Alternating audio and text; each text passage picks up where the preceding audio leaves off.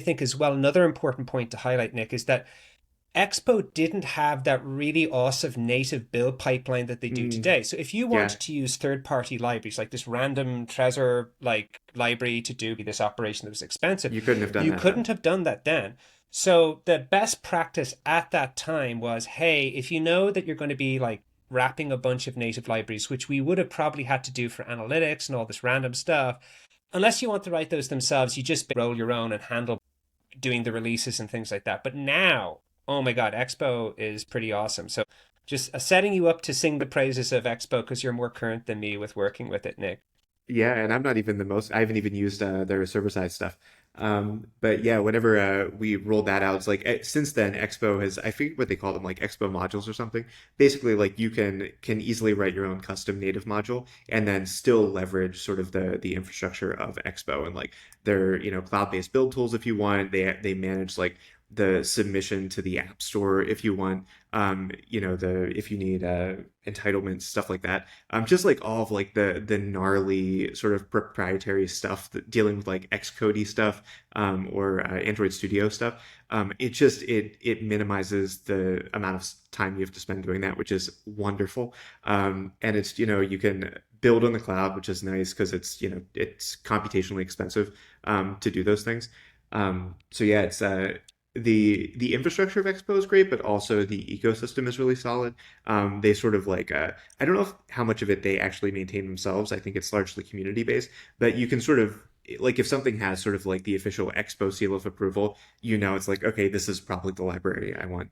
It's Um, the missing standard library yeah, that like React Native at Facebook. They're integrating it into big applications that often are native and they have a different set of concerns to basically someone who's in a small startup that's building an application. And so, unlike if you're a mhm. native iOS or Android developer, things that I've done in the past where you look at the standard library and then third party libraries are kind of like an additional extra. There's not the React Native, the core libraries they give you is as I remember it, is pretty Spartan. Whereas Expo, you have a blessed set of APIs that work reasonably well cross platform.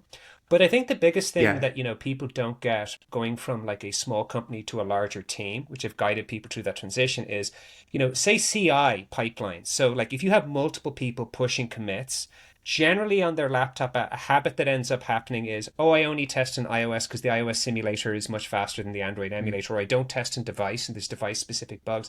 Man, their stuff around that is just a game changer because setting that up at a big company becomes almost a full-time job for one poor unfortunate person at the team, and so you get that out of the box with them. shout out Bruno. Shout out Bruno, man! Like salute to Bruno there with that. But that it is it's a so all of that stuff that we would have had to build out at Coinbase to support the at 1.3 React Native applications or maybe 4. I don't know if they have an institutional one. Yeah. Like all of that stuff, which is really expensive to build out, you basically get for free with Expo. So when I go around and I talk to, especially crypto people, everyone who's doing a React Native app is just using Expo because you'd be kind of mad not to do that unless you're in some big enterprise that's Mm. super paranoid about it. So big shout out to Charlie Cheever and Mr. Bacon and all the Expo team because they're doing a great job. Yeah.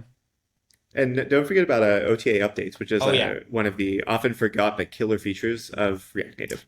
And Expo facilitates that Yeah, beautifully. so that's like you can push a change over the air. Now, you obviously, if you've submitted a Bible studies app and you turn it into a crypto casino or something, or the latest Solana meme coin thing, Apple will get a little bit annoyed. But like for things that are just like fixing business logic, and I think this is kind of one of the big things with crypto that people don't get, or like financial apps that, cross borders, is that like regularly we would get like, hey, this random payment processor in Europe is broken and it's usually some slight configuration thing that we didn't catch in testing or QA. And being able to push a small change that's not changing any kind of like text or features and stuff like that, that's huge, right? That just it mitigates this problem that's affecting hundreds of thousands of people.